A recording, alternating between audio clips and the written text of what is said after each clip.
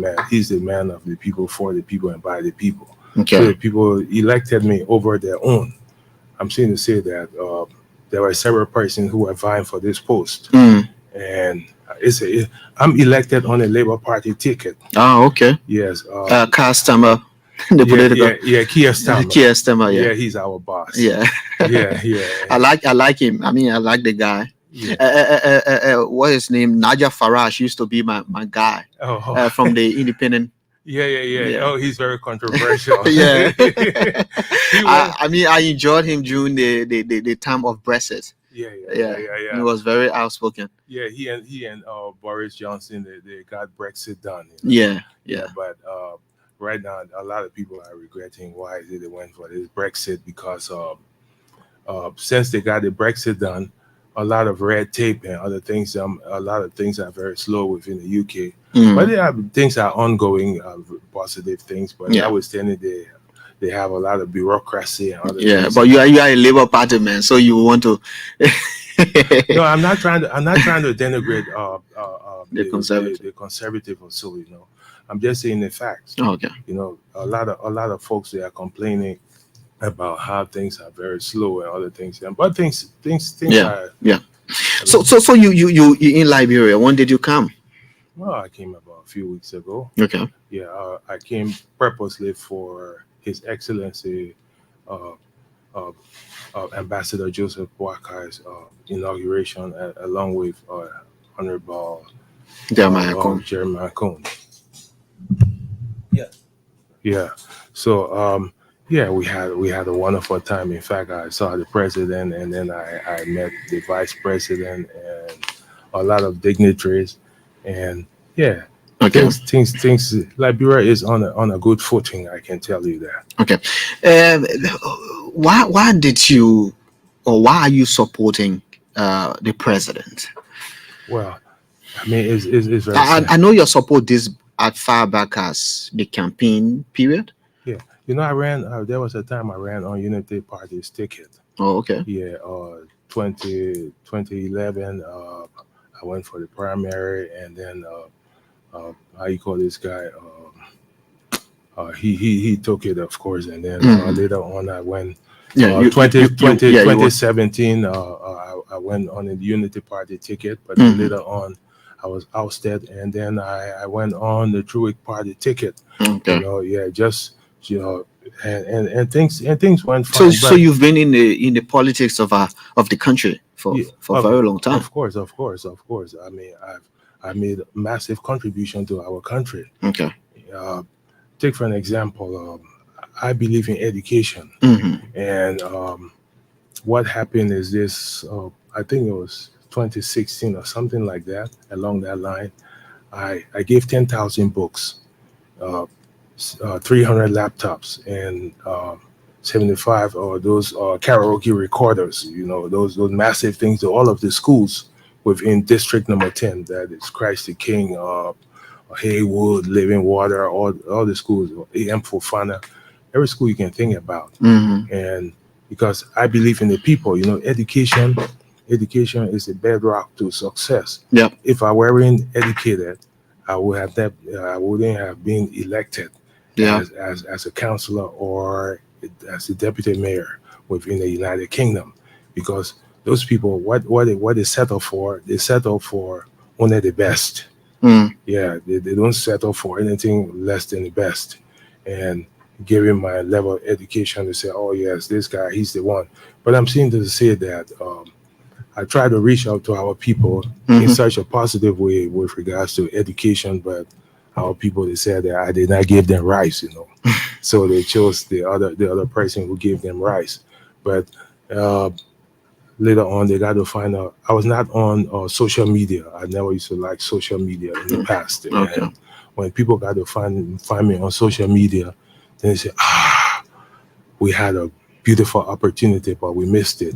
And so, but it's late, I think, Yeah. and they got to find out that I'm an elected politician in a place there, and I do a lot of great work. Okay. I represent just over 45,000 persons as a councillor and also the deputy mayor. Mm. Yeah, and yeah, I meet and greet people. I'm a policy maker. I do a lot of great things for the country over there. Yeah. Yeah, but you see, our people, they only settle for the least things. They only wanted rice and things. You see, I like this Chinese saying. It says that uh, if you teach a person how to grow their own rice and Mm. things, they will have rice for a lifetime. But if you give a person a cup of rice, I mean, the person will always be dependent. Yeah. You know, they will always come to you for another cup of rice, and then yeah, Yeah. that would lead to nothing. You know. Yeah. So now you're back in country. You say you've met the president. Yeah, The briefly, vice. Yeah, briefly. yeah, Yeah. briefly. I mean, what has interested you the most right now uh, into the government, into the president, the development plan, and all that? Well, one thing I can tell you that I believe in His Excellency. Okay. He knows about good governance. He has been in this business for a little over 5 decades. Uh, if you look far back, when you reminisce, Mm. you get to find out that he was one time the agriculture minister, Hmm. and while he was there, there was no we didn't have any kind of um, how should I say it? We didn't have difficulties with regards to uh, importation of things and also exportation of things. Hmm. Everything went on smoothly. Yeah. So and he knows a whole lot about how things work. You see, and also besides that, he worked within other administration, also my Ellen's administration, and he was a very good vice president, Mm. and he did a lot of great things. I can tell you that. So he Yeah. comes to the presidency with experience. Massive experience. You can Yeah. say that again. Massive experience, and you can see that he's putting together a very strong team that will work along with him, that will make things happen. It's all about making things happen in the interest of our people. Mm. Yeah. Mm. And I mean, which areas? What would be your areas of concern to see this government succeed? Which areas you think? I mean, he has the arrest agenda, the agriculture, of course. You talk about that, the road and the tourism and sanitation and all these areas, education and all that. Hmm. He's forming a government gradually. With the appointment, people think that it is slow, but I think it is slow because he wants to make sure that every decision or appointment is meticulously done. Where exactly will be your area of concern? Well, I can tell you one thing. It's very concerning because he has the president. He has inherited a lot of breakdowns and other things, and he has a mammoth task Hmm. to build up these things. Take for an example. You see, I'm not trying to denigrate anybody or so, but Hmm. you can see prior to him coming over to the ascendancy of the presidency. Yeah. uh, you see that a lot of garbage all over the place, and there are a lot of things people have not been taking pay and all those type of things. And so he inherited a lot of things, and he has to put those things in place. But I have no doubt that he's going to make those things come into place. But you see, the Liberian people, they have to go about, and he has just been in power just for about a week or so. Hmm. So people have to bear patience and see. We all need to put our hands together to work along with His Excellency, and make things happen. You see, I always like to. I study a whole lot about a certain man from Singapore. Hmm. I don't know whether you heard about Singapore or you have been there. Yeah. No, I haven't been there, but I've heard about it. Okay, I've been to Singapore several times. I've been around the world. I've been to 71 different countries. Singapore was a corrupt society, right? Not only corrupt and thing, but it was underdeveloped. In Okay. the 70s, in the 60s and 70s, Liberia's GDP was better than Singapore, Mm. but it was only based upon one man's idea, and what he did, he put people of like mind He put like-minded people together, and they made the country to become the best country in the world now. Singapore is the cleanest country in the world with regards to technology and other things. They are far advanced. And this man was called Lee Kuan Yew. You see, so we have our Lee Kuan Yew, President Boakai. Yeah, he's our Lee Kuan Yew. And I have no doubt he's going to put like-minded people together to help to make things happen. Look, Singapore. But he's done a couple of appointments. Yeah. Education, commerce, justice, and all these places, agriculture. I mean, just taking it by his arrest agenda, he's done, agriculture, education, all these areas.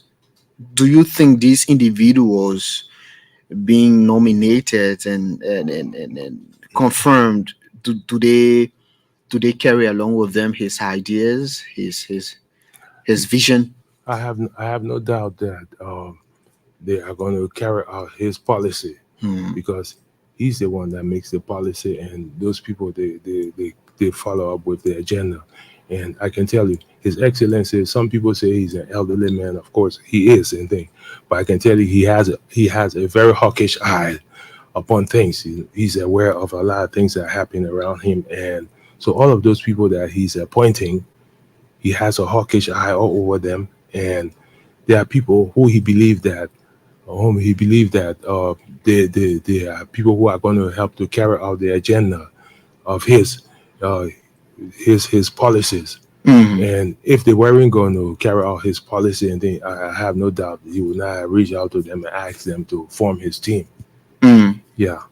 So what do you expect of these people appointed? Yeah, I expect for them to carry out the policy of His Excellency. That's why it's expected of them to serve the Liberian people.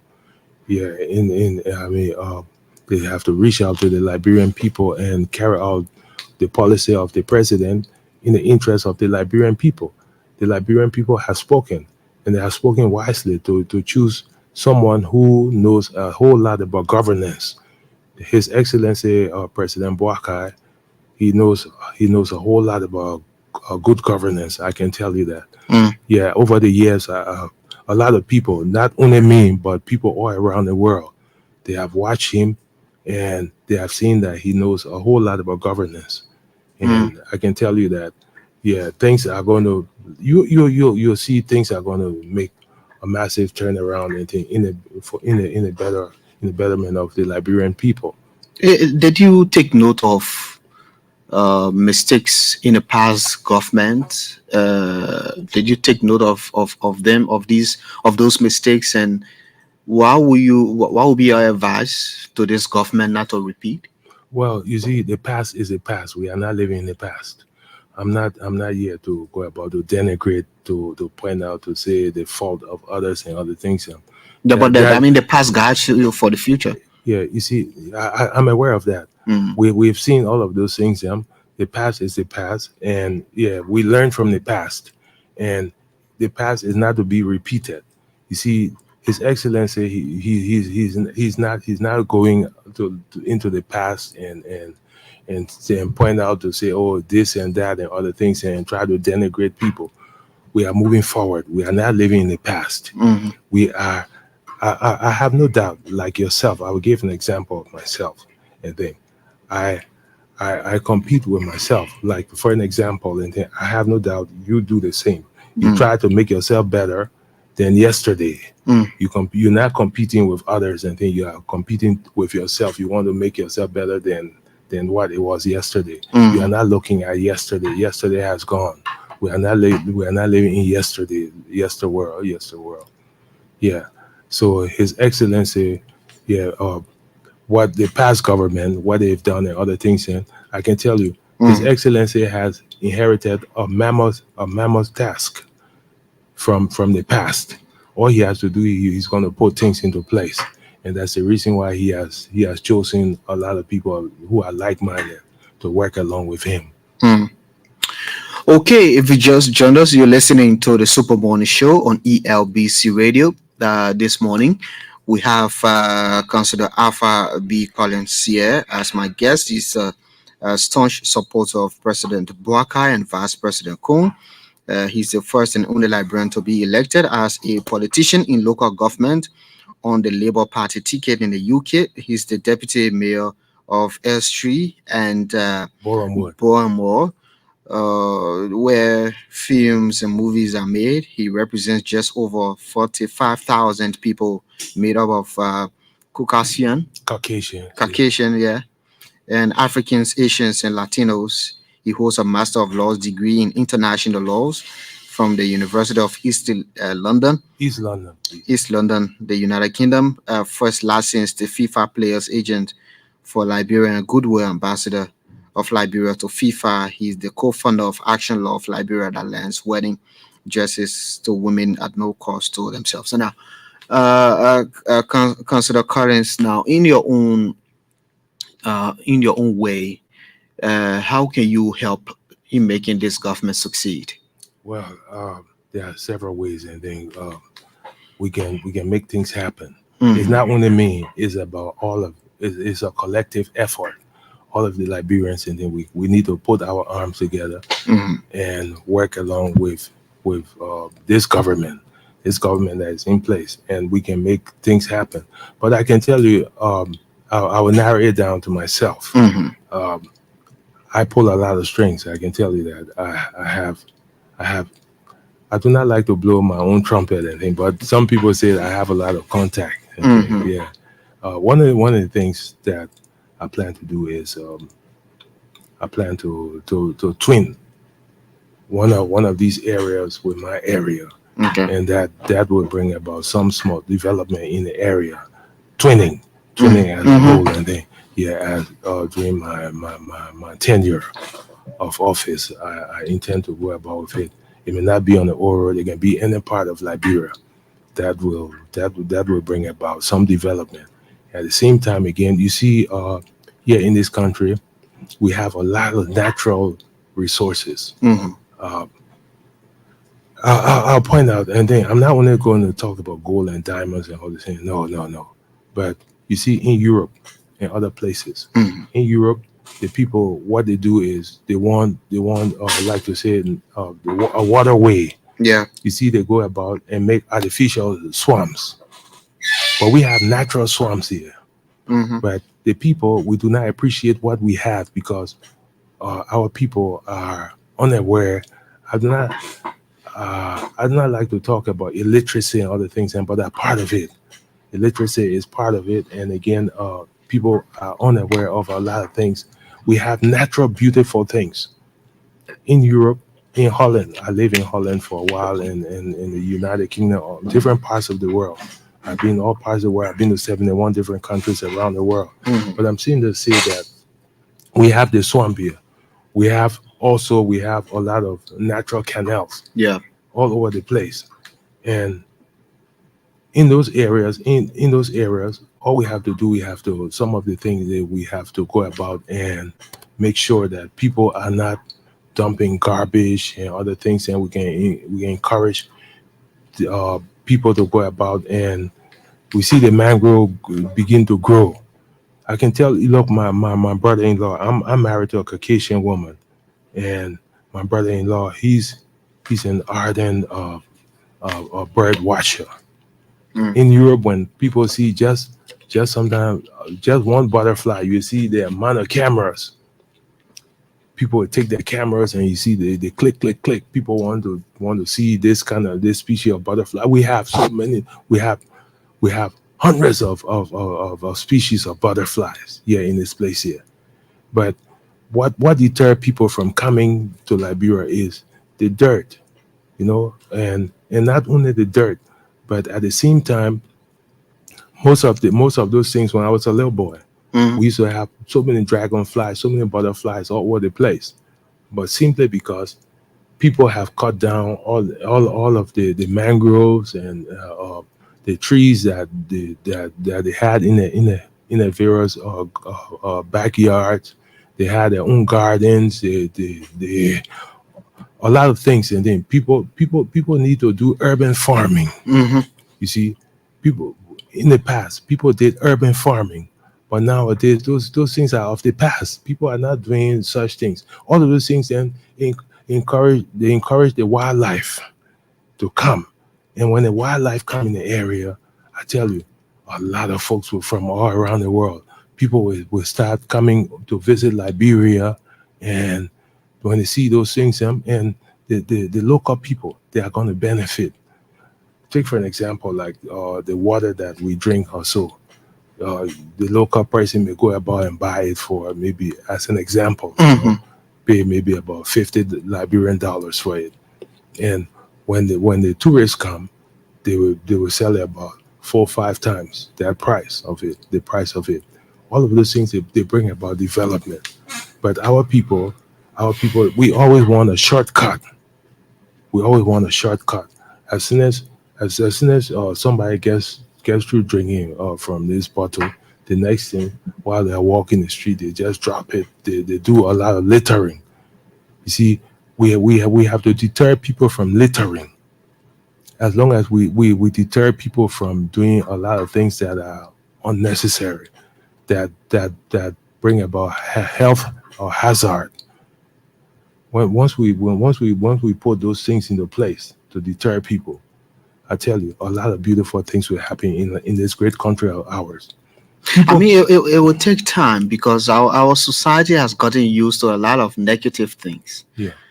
And the human psychology, they say the human man's law of familiar territory, you know, and it will take time. Now, talking about taking time, it will also take time for the new government to seal through some of these challenges and address them. Yeah.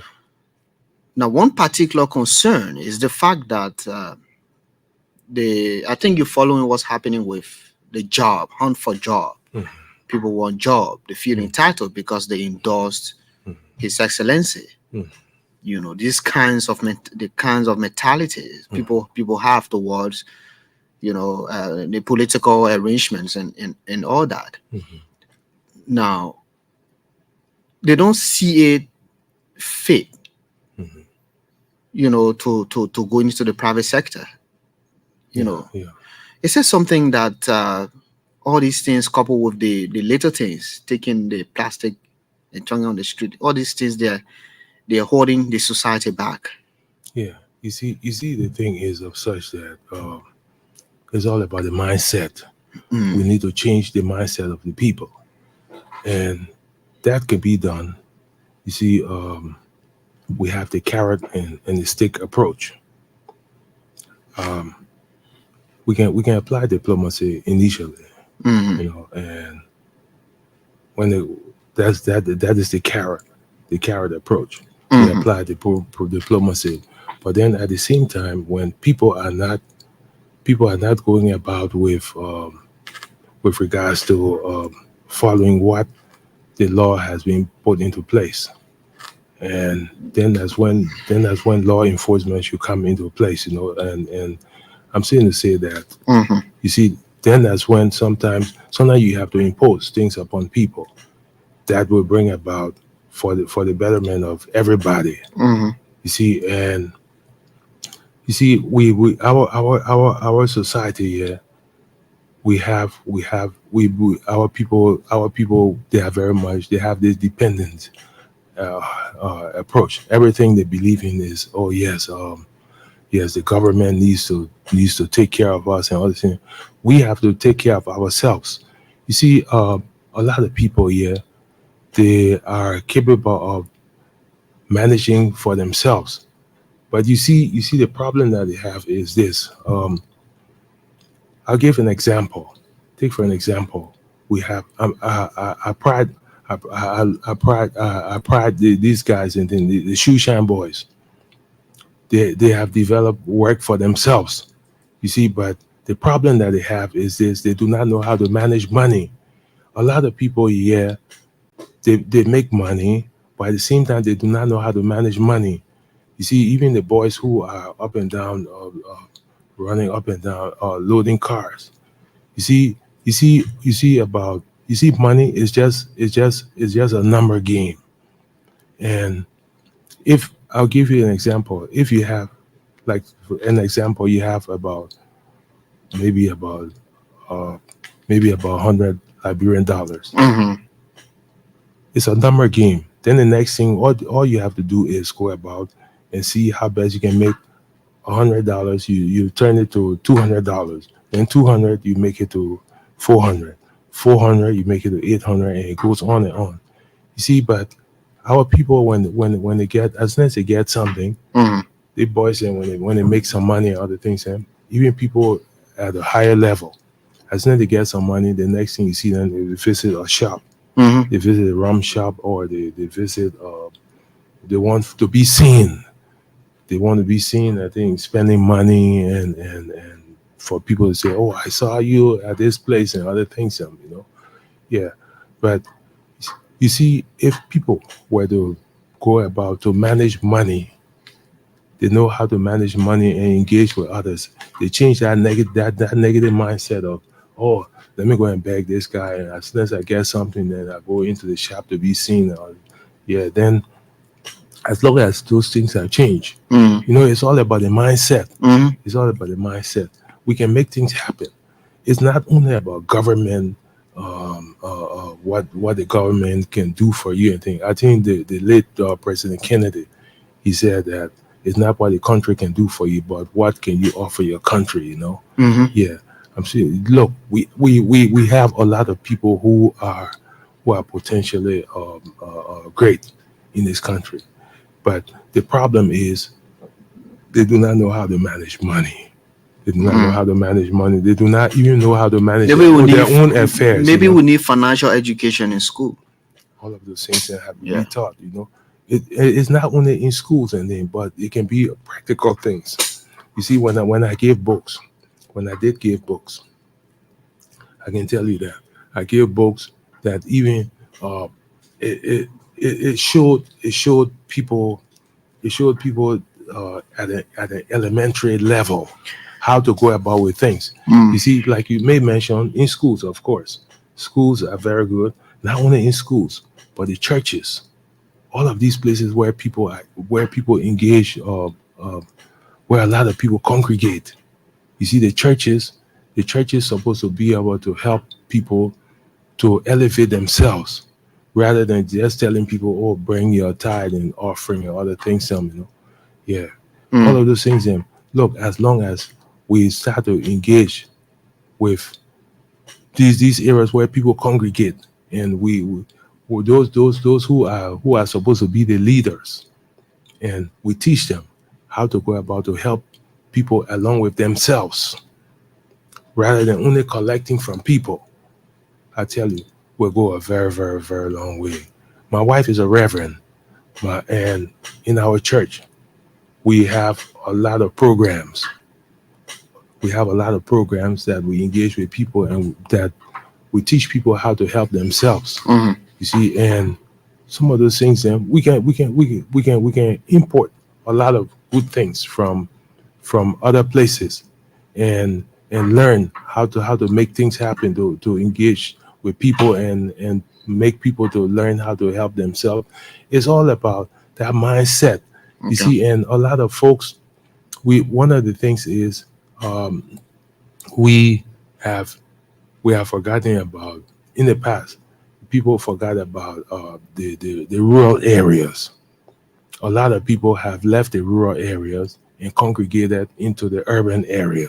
Mhm. You see, and as long as people, we pay attention to the rural areas, and we have the young, a lot of young men and women who who come from the various universities.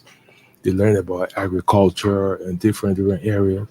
Those guys, once they put on their caps and other things, and we send them over into the rural areas and help tell the people, let them help the people how to go about with things, Mhm. what they have learned. They put those things into practice. Yeah.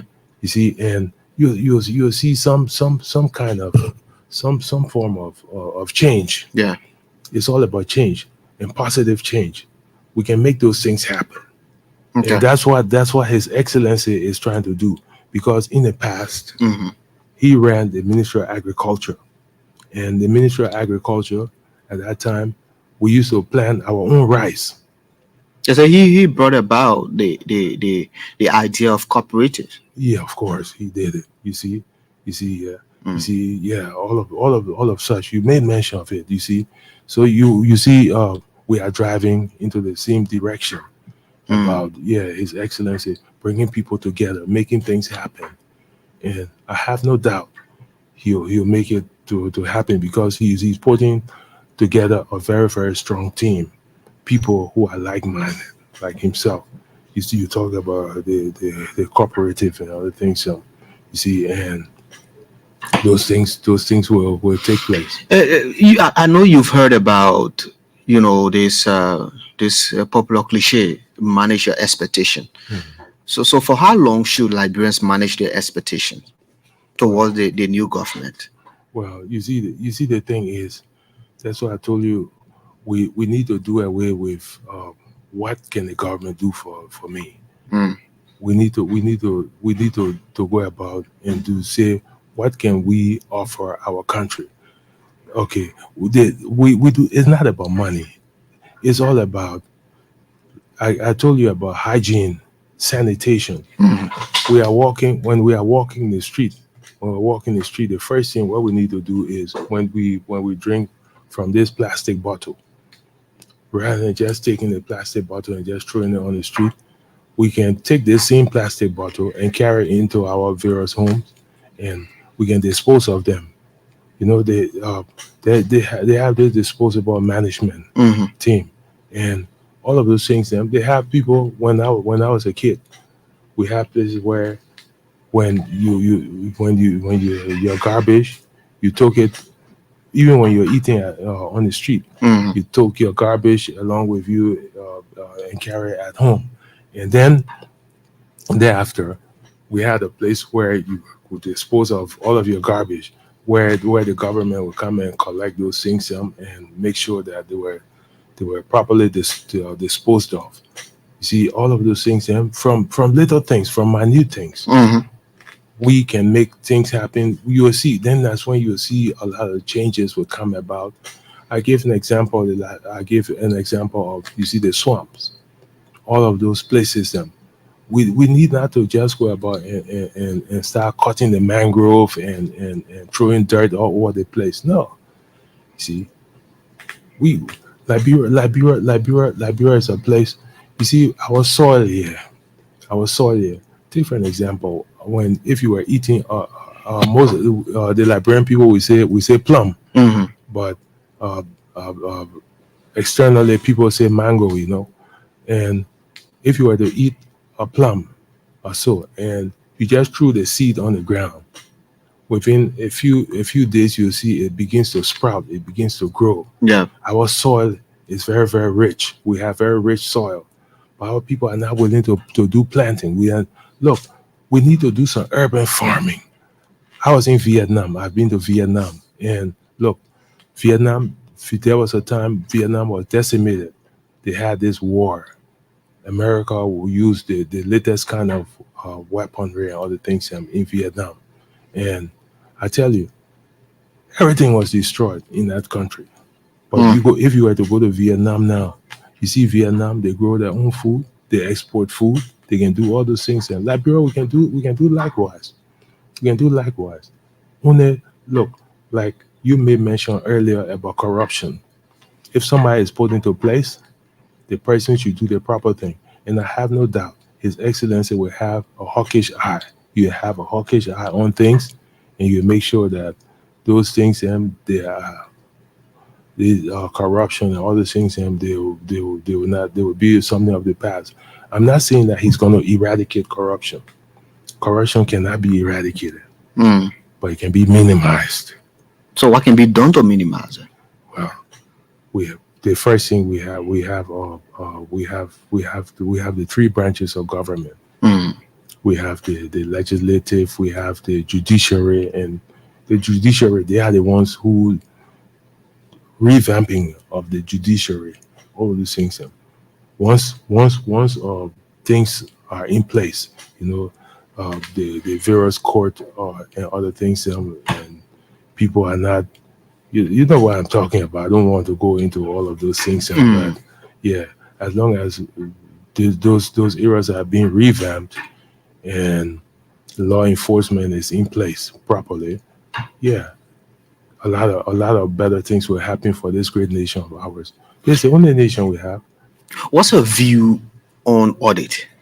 Yeah. Of the past administration.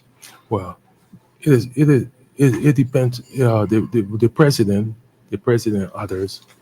Well, people have to take an account. Mm. People have to make mention of what they have done and all these things, and it's a good thing. It's not a bad thing about auditing. It's not a bad thing about auditing. So, but it is all left with the government to go about with these things, and the government, like I said earlier, the president, he has a hawkish eye on things, and I have no doubt where auditing needs to be done, he's going to go about with it. Mm. Yeah. But it is being misinterpreted Hmm. or interpreted as a form of witch hunt. No, no. People, a lot of times, sometimes people who have done something wrong, they always try to cry foul. It's just like the boy, I think I read a story when I was a kid. Mm. A young man, he always used to lie. He when the people in the town, you yell, he said, "Oh, the wolf is coming," or the leopard is coming in the area. It's trying to eat the sheep, and he would cry and thing, and then people would come. People would gather themselves together to try to run to let the leopard or something like that run away, to get rid of the leopard. And this boy, and then when the people came together, then he'll say, "Oh," and the people got to realize that there weren't leopards, nothing of the kind in the area. And then he'll laugh. He say, "Oh, I fooled you people." But then there came a time when the real leopard came, and he started to cry, "Oh, leopard, the leopard is here." And people say, "Don't mind that foolish boy, man. He's just lying." And then that's when the leopard really decimated a lot of the sheep, Hmm. Yeah, so I'm saying to say that that's how things are going to be. We have to be honest with ourselves. Okay. We have to be true. We have to know what we really have to reach out and not and stop lying and do the proper thing. Okay, now let's see if we can take few calls. You can call us. What all we've talked about. Consider Alpha B Collins is our guest, talking about a wide range of issues. He's a staunch supporter of the government. He's here, also making some recommendations on what needs to be done. So you can call us on 080514096, 080514096, or 0770581886, 0770581886, and be live here on the Super Morning Show. Now, what would be your honest recommendations to the president? Well, what I would say to the president, he's on the right track, and he's Number, if you're giving all these praises and applause, it means so someone say too much of praises means something is not right. No, you see one thing, we have a saying, when a person is alive, you give them the flower, let them smell it, Mm. let them enjoy it, let them admire it. But when they die, and then you went and you carry flowers, and you carry bouquets of flowers, so many, and then you say, look, and you start crying, "Oh, this person, oh, he was good," and other things. Yeah, it means nothing to that person, because the person cannot experience the flowers and other things. And you see, I'm saying this to say that while the government is in place and the president is alive, we're there to go about and Yeah, we have this caller. Let's talk to this caller. Please leave from the radio. Please leave from the radio. Yeah, good morning. What's your name? Good morning, sir. Good I'm morning. James N.K. Kola, and good morning to the studio guests. Okay. Yeah. I'm James N.K. Kola calling from Agape Community, Brewerville. Yeah, let's hear you, sir. Yeah, I want to thank the studio guests very much for the deliberation on all those topics and the major thing that he touching. But one of the touching things that he said that really touched me is agriculture. We talk about agriculture. I'm an interesting member of agriculture, and I even did agriculture at St. James University and also in Boca, Washington. But what I really realize is that agriculture right now is very funny. It's very hard to do now in Liberia. The reason I say farming is hard to do in Liberia is that there are a lot of things that people are doing this time that can get them quick money and fast and enough. Then even sometimes the farming, because farming material are very expensive in Liberia, like fertilizer, like chicken menu. Whereby you used to go to some places, you see people with backyard chicken house where the menu is, or even with pig and thing where the menu can be. But this time is very high, and these things are very expensive. So what the government is doing to have a factory of fertilizer in Liberia, and maybe have a way in which that people can have the mini poultry them around. You see, to make poultry material cheap. So agricultural material need to be cheap. And some of the things that government is not giving implement. Some material will come to agriculture ministry. People will hear about it and get it in and there. But then now when talking, you will see only people that have those top farmers. Okay. People then that get a big farm or the big men and that get money. Let's look at them in that direction. You see, those are the people that can carry the material to the various houses, and some of them they will not even have the use for it. But because that new equipment, they will take it and keep it. So Okay. what the government will be doing to protect petty farmers to come out. Some people Okay. have the desire to really do farming, but this is the problem. Yeah. Okay. So Thank you. that's one of my concerns. Thank you. Oh no, we lost you. Anyway, let me see if I can speak with. I was due to speak with the presidential press secretary, Kula Fofana.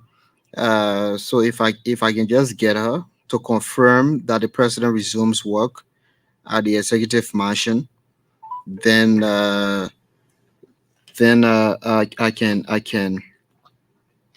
we can go back to our guests and end this conversation. Kula Fofana is the presidential press secretary. But when we get her, we'll try to speak. I mean, I think you stressed a very important point about agriculture. Yes, yeah, of course. Which is a very key pillar of the new governments. Yeah. Yeah. You see, what my fellow Liberian has said and thing is right in place. You see, one of the drawback that we have is this. A lot of people, with regards to agriculture, the agriculture is an important area where we need to go and revisit. And you see, people are not paying too much of attention to the agriculture thing. Councillor Collins, let me just hold you there briefly and speak with the press secretary, Madam Kula Fofana. Good morning. Good morning, Dudley. How are you this morning? I'm fine. So we got report that President Joseph Boakai resumes work at the executive mansion officially. But just to backtrack a little bit, where was he working from, and why was he working where he was working? Well, like I mentioned during the Friday press briefing that we had, he was, the mansion is still under renovation in some areas, and he was working from his rehab office. He has an office rehab, so he was working there since the inauguration. So we speed up. The team has speed up the renovation works, especially on this office area, and he's sure to resume work from there. Okay, so resuming work for him means that all of you, with close ties to the executive work from the executive mansion beginning today. Yes, absolutely. Yes. Okay. So we've been working, my team is a larger team, so we've been working to few, especially those who directly involved with developing stories and whatnot around the president have been at the rehab office. But the rest of the other team members have started working from the mansion a while ago. Oh, okay. There's no mission. Oh, okay. Anyway, thank you very much. Thanks. Well, yeah, that was a brief conversation with the press secretary announcing or disclosing the president resuming work from the executive mansion beginning today. Yeah. Go ahead. Back to what we were saying. Then you see, the caller, he stressed a beautiful point, but you see, the problem that we have is ourselves. Yeah. I'm saying this to say that we always want quick money. We're not willing to go about and within the agricultural sector, we're not willing to go about and you see, if you were to, for an example, if you were to plant peanuts or rice or something like that, it takes some time to grow, and then it matures. First you have to go about and cultivate the area. Okay. After you've cultivated the area, then you do the planting, and then you leave everything for nature to take its place to go about with it. And then thereafter, it takes a while and things grow. But you see, most of the people, both people from in rural and urban areas that are very qualified to go about and do agriculture business. A lot of people they want a quick fix. You see a lot of people from the rural parts, and then you see them they are congregated into the urban areas, and you see them selling candies and other things. And they think that it is something that is going to make them succeed. You see a lot of people around in the developed world, a lot of millionaires. A lot of millionaires. They are in the agriculture business. They go about for farming and other things. You see what my fellow caller has made mention of. We talked about he talked about how you call this thing. He made mention about fertilizer and other things. Yeah. I have no doubt the government and others they're going to bring these things into play so that people will be able to help themselves. But you see, the thing is, we have to look at is people want a quick fix. You're going to take time. Yeah. People are not willing to go about and do planting and other things, and even those who have graduated from university, they do not want to get their hands dirty. Look, you see, I personally, you go on the oral there was a time, 1979, I started off with only 200 chicks. And when I bought these chicks, the other guy, he dashed me 10 chicks. And after a year and a half, I had over 10,000 chickens. You go on the Smile Road there, you ask people about me. I used to push wheelbarrow and other things. I was not embarrassed. People used to call me, hey, you boy, come here. And then later on, in a certain area, then the old mom said, no, he's not a Pekin. Yeah, he's the one that owns the poultry farm, Yeah. But So, I'm saying okay. to say that I'm a kind of person, I'm not embarrassed to get my hands dirty. You see? Yeah, but our people are ashamed to get their hands dirty because when they feel that, or people will laugh at them and other things. Okay. Councillor, we're already out of time. Again, what will be your parting comments before we leave you? Yeah. What I would tell people is this. You see, the newly elected government, whether you voted for the government or not, the government is for the people. Majority of the people, they chose the government. So it's the government of the people, for the people, and by the people. And the government, I have no doubt, His Excellency and others, they are going to, whether you voted for him or not, and then he's going to be the man for all Liberians. It seems like Liberians and people sideline me, but I did not say, oh, because people sideline me and so I'm not going to help them. I gave 10,000 books. I gave 300 laptops, 75 recorders. And I'll tell you one thing, 1996, I went to Budu Buram. That time I wanted to do business here in this country, in our country, but people were fighting war. So I ended up in Ghana. When I went to Ghana, I saw how people were really suffering. The young girls, the young women, married women, all they resulted into prostitution, all this type of things. Yeah, I tell you, it was hard. It was heart wrenching for me what I did, because God blessed me wonderfully. I can bless God. I bless God. I praise God for God's kindness to me. I took I took a 40-footer container that was laden with toys, books. No books. I do apologize. Toys, shoes, medicine, as well as clothing. And I personally, I went to Budu Brand Camp, a 40-footer container. I called all of the leaders, and it's all on Facebook everywhere, And it was all in the newspapers and other things. So, and I told the people, I said, I do not see Crown, I do not see Gio, I don't see Mano, I only see Liberians. And I gave that to the camp. I'm saying to say that we Liberians, we should be our brothers and sisters keeper. Okay. We should work together. You see, whether this government, whether you voted for this, whether the government, you voted for the government or not, or so, let all of us come together. We can make things happen. This is our country. You see, I'm saying to say that since I'm the deputy mayor in Elstree and Bournemouth, I'm the only Liberian. I made history for our great country. I'm the only Liberian who is an elected politician within the United Kingdom.